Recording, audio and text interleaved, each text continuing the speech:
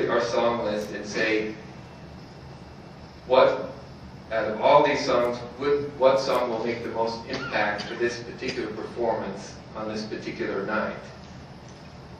And we can look at the list and choose a piece of music that feels right to us. Because our songs are without words, it's all instrumental music.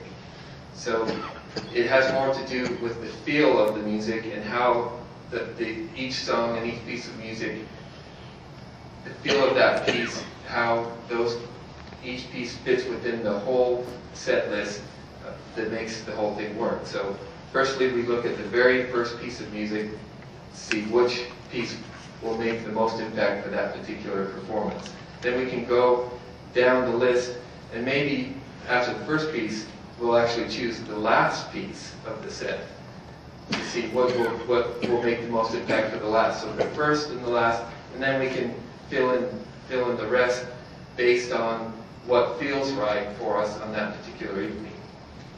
And the show that we played in Chicago on Saturday night was a huge success. The place was packed full of people, and from the moment we started, I could feel the energy from the audience, and as we progressed through the set, I had a sense that the set that we had chosen was a good one because of the feeling of the energy between the music, the audience, and myself on stage.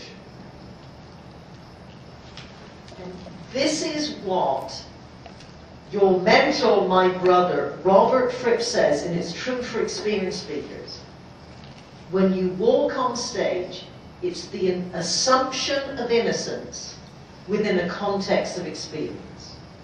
So even though you have played these songs hundreds of times, you've given your presentation hundreds of times, that audience on that night, it's innocent, it's brand new. And one of the ways you can add a freshness is to, every night, well, in what order are we going to do it tonight? It's trying a different way to set up your presentation. Now, within your set, you have old songs and new ones and any other area of variety? The repertoire that we play consists of old pieces either that have been in our own repertoire for a long time, and also classical music pieces, or we also do a number of 50s and 60s instrumental guitar. There's a whole genre of surf guitar hits from the 60s that we include in our set. And each one of those pieces has a different dramatic impact on the audience. And the placement of that impact within the set can make a show feel completely different from night to night. So if we start off with a more melancholy piece, that may set the mood for the whole performance. If we start out with a more invigorating, upbeat piece, that can also set a completely different mood for the whole performance. So each piece in a way serves a function, and we look at how the flow from one song to the other works. Like, we don't want to have too many melancholy pieces one after another. We usually will follow it by something that has a contrast that will keep the audience's attention and doesn't get too boring. Because my group is just instrumental guitars. There's no vocals.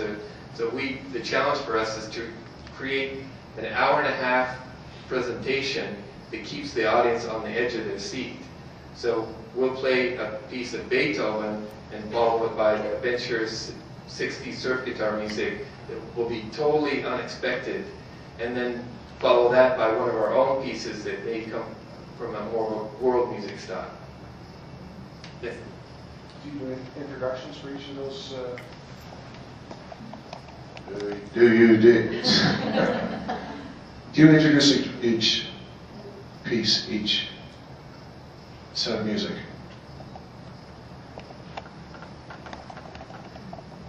I I don't introduce every single piece of music, but I have, since I've been working with Patricia, and I have been including more stories and more talking in between pieces.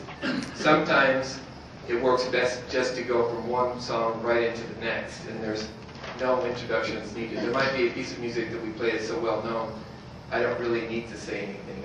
There's nothing that more I can add. Sometimes, in some particular performances, the people would rather that I just shut up and play, and that I try to recognize that as well. There's other audiences that may need more talking. Sometimes when we go to a town, on Saturday night we were in a town called Menominee, Wisconsin. We've never played there before. It was a beautiful, old, renovated theater, and there was only a handful of people who had heard us before, and the rest of the people were from the town that didn't know who California Guitar Trio was before. So, in using things I've learned from listening to Patricia and her CDs and DVDs, and learning from her brother, I found ways to introduce songs and include a little bit of the history about my group while introducing pieces. And before the shows, I'll look at the set list and find a place where I can talk in between the songs that makes the most sense. And then I kind of go through a dialogue in my mind while looking through the set list about what I can talk about and what stories will be applicable for that particular set and that particular audience. So in Menominee, I talked much more than I did when we were in Chicago, because we played in Chicago many times, and I didn't have to go into all the details about the history. So it depends on the audience and the place we're at. So when do you play in Salt Lake? So, are you playing in Salt Lake? Do you play in Salt Lake? Yeah, we played in Salt Lake many times. We When's played the at next time? we don't have anything scheduled, but we played many times at the Arts Festival in town. That we played quite a few different. At the Gallivan Center, we've done the Thursday night concerts there. I'm hoping we'll get one of the Thursday night concerts at the Gallivan Center this year. So, the next concert we're doing is next month. We're flying to Portugal. We're playing in Portugal, Italy, and Austria. And your website is cgtrio.com. Yes. And you might see. Good. All right, Paul, thank you very much. Appreciate it.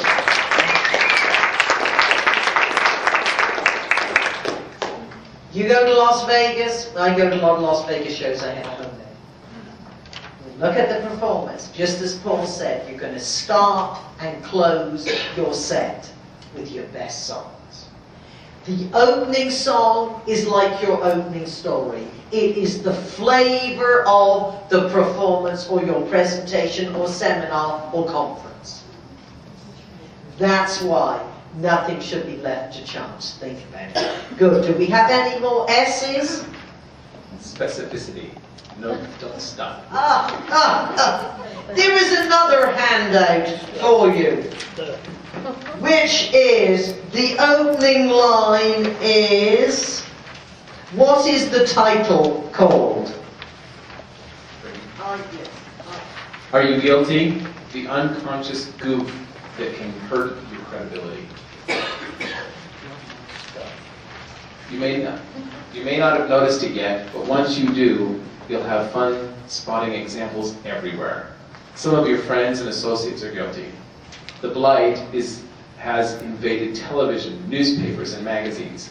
It crosses all professions and levels of education. Recently, I counted dozens of examples at a 4-day meeting with some of the most brilliant and successful professional speakers and consultants in the U.S. Even you may be doing it. You are, I promise. What is this crime against credibility? It is a single, suddenly popular buzzword that makes me feel like fingernails scratching on a blackboard every time I hear it. It's stuff.